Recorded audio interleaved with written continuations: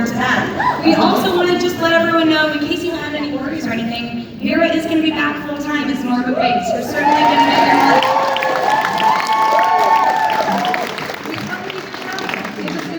your money. Motel.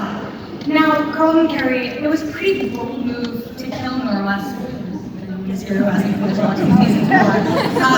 the final season. I mean, we know in Psycho that's such a key moment.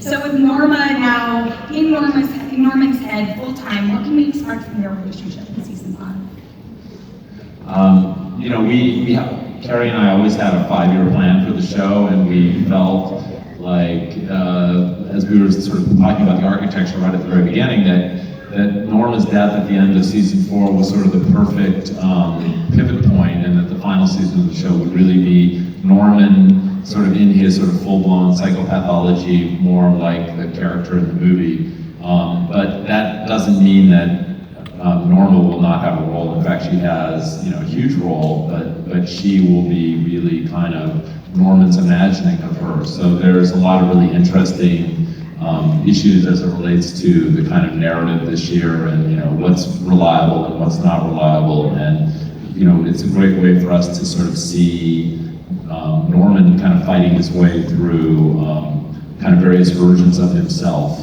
You're trying to find you know whether he can still kind of hang on to reality.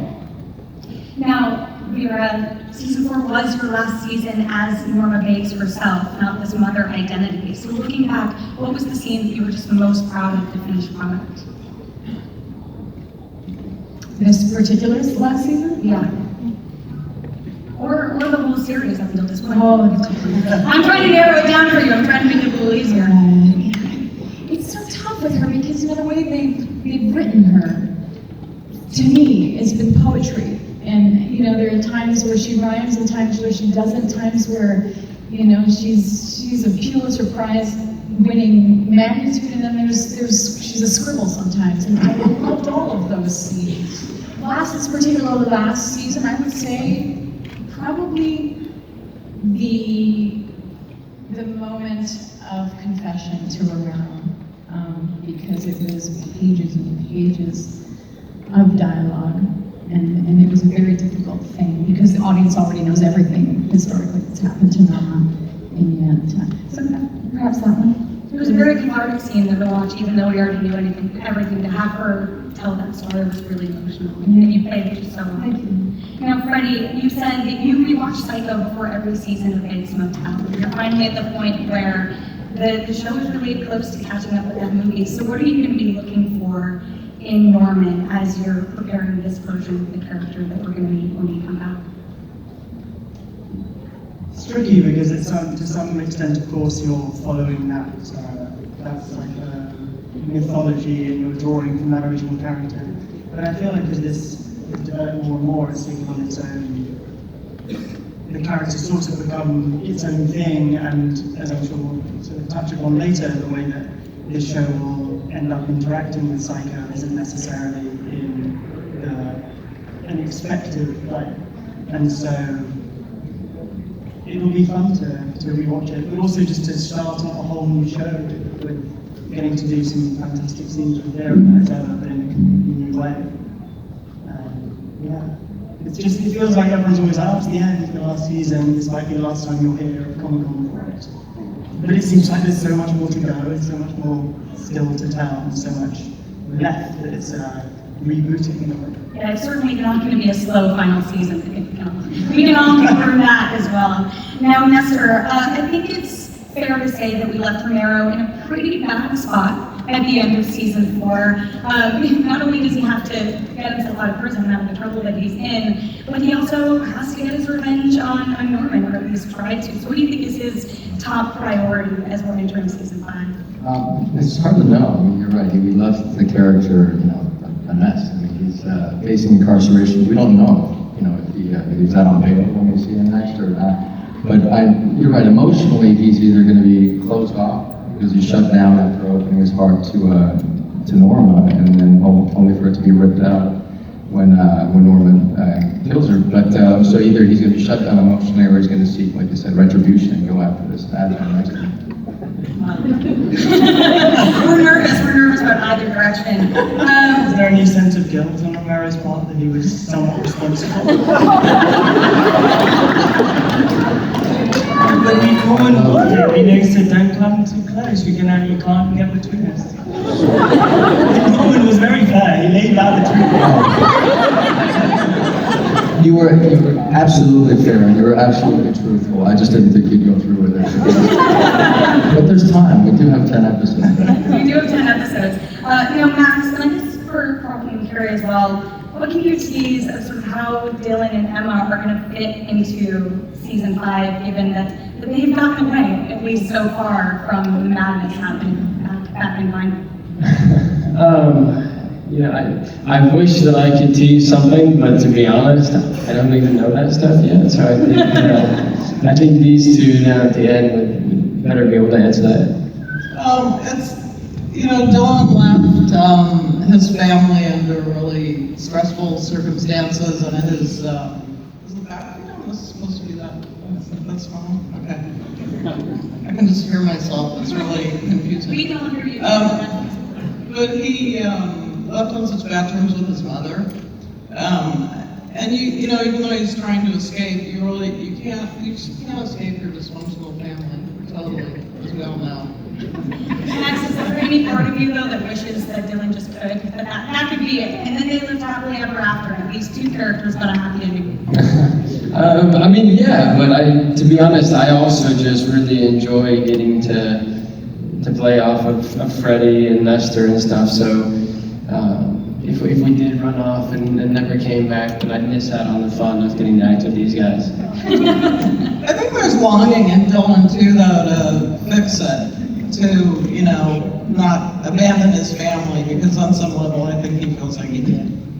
Yeah, I think Dylan always feels like there's a sense of responsibility, and he's the older brother to Norman, so I think he always kind of takes that on himself to look out for his best interest. And obviously, sometimes they don't get along.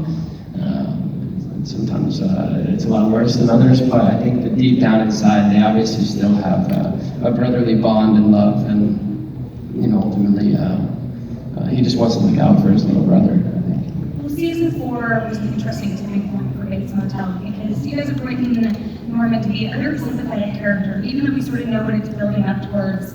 At least I've been hoping, like somehow it's not going to end up with Norma's death and the things that we know are coming. So as we go into season 5, are we as the audience supposed to start viewing Norman more as a villainous character, or how are we supposed to keep rooting for him as he keeps doing these more important things?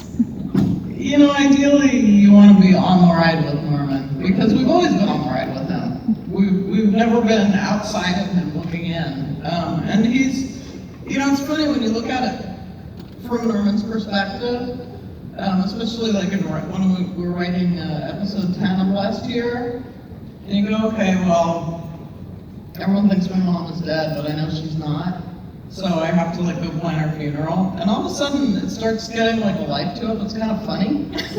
Yeah.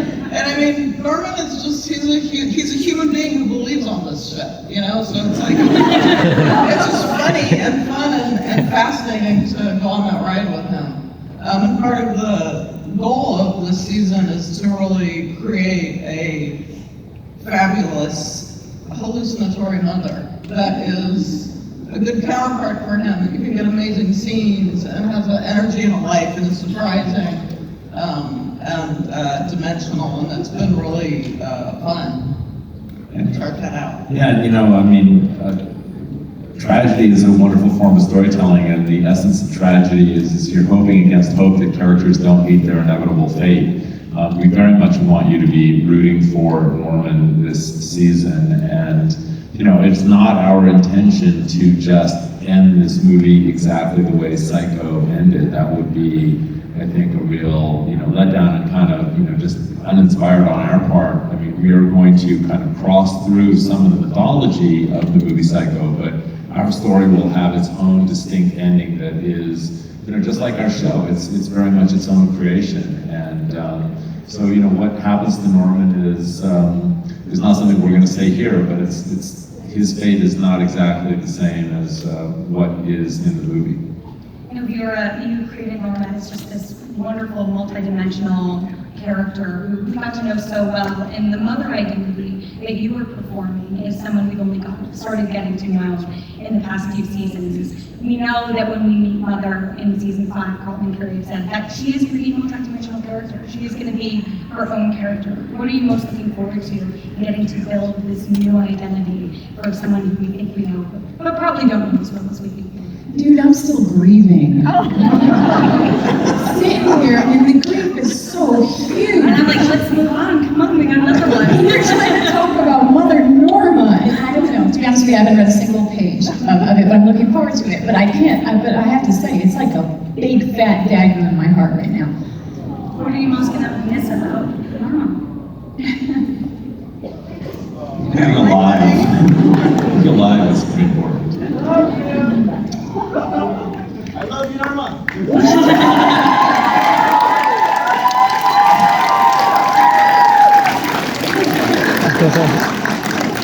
Yeah, because working in front of the camera was just not enough. Freddie, Nestor, and Max are all going to be directing episodes this season, in addition to the show. And Freddie is also going to be writing another episode this season as well. So why don't you guys go down and let us know which episodes we can expect to see each of you directing, and why was that something that you really wanted to do in season 5? Let's start with you, Freddie. With the numbers. Yeah, with the numbers and the reasons. I'm going to be directing 8th. I think I'm directing the 5th one. Sorry. Yeah, All right. I'm doing the 4th one. Now, why was this something that you guys wanted to do in season 5? I know that Nestor, you have done it the past 2 seasons, but this is your first Freddie and also your first Max. I think for me, both the writing and the directing will have a desire to be involved in wider process on Bates Motel. And especially the writing, I think, in this place of putting so much into the character for the entire 4 or 5 months of shooting, and then feeling, I guess as Vera is speaking now too, the same sense of like withdrawal in between, and thinking, oh, but what am I, wanting to be involved in that wider process and not a continuous one. And so, Kerry and Carlton were both great at letting me be involved in the writing and the directing, so it's very incredible. Yeah, for me, the idea of directing was really born out of what something that Vera suggested. We rehearse a few scenes here and there and block them out and sort of talk about it. She said, you really should try to direct one of these episodes. And I said, there's no way. I only have to direct with my kids and their little videos. But I did approach Carlton one day after on a hiatus, and I said, would you think of me potentially trailing our producing director, Tucker Gates? And Carlton that might be said, I think it'd be kind of interesting, it'd be kind of cool if you actually directed. And you asked me if somebody dropped out, would I be willing to step in? And like a fool, I said yes. Sure enough, somebody dropped out, and thanks to Universal, A&E, Carrie, and Carlton, and Vera, they all, they took a chance on me, and I'm lucky enough.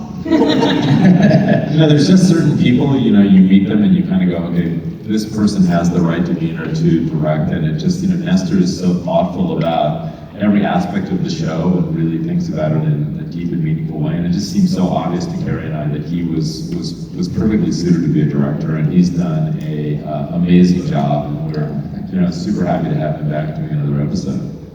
Thank you.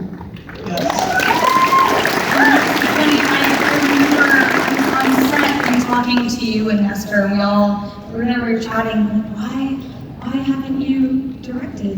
Why didn't you direct an episode? And you're like, I didn't know it was an option. But clearly, it was an option for season 5. Why was this something that was important to you? Yeah, directing for me has been something that I've really been interested in since I started acting.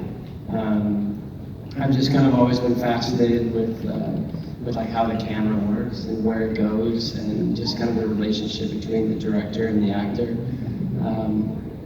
I guess this seems like such a great place and such a safe place to sort of start in. I know all of the actors so well, and the crew, and thankfully, Carlton and Terry and everybody at A&E and Universal were gracious enough to give me the opportunity to do it. So obviously, pretty big shoes to fill, I think, after some of the other people that we've seen. take over the directing, but we're really looking forward to it, and just super excited. Tonight, you know that at least 3 episodes from the new season are going to be directed by these guys, but that season, it feels really far away. It's, we were left with a really traumatizing end of season 4, and so we figured, Carlton and Carrie were kind enough to say, we don't want to make our Comic-Con audience wait all the way until season 5 to find out what Norman has been up to. So they actually shot some content we're going to see exclusively here.